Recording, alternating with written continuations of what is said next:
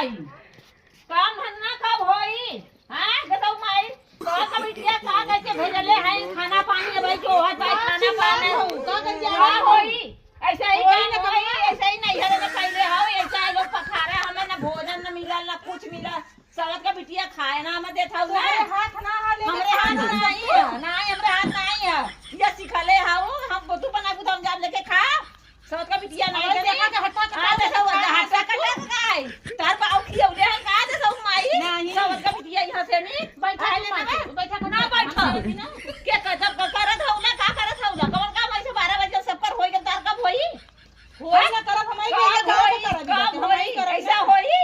सबका तो धन्ना होगा सबका कल धन्ना चिल्ला चालू कर दे रू चिल्लाम ना सबका तो धन्ना होगा खाना कब से जोहर भाई ताकत भाई खाना कब मिली हैं याद ना खा अपने हाथ से लेके खा ले ना नहीं ना खा आज खाबा ना कर शायद आज खाबा ना कर जा ना खाओ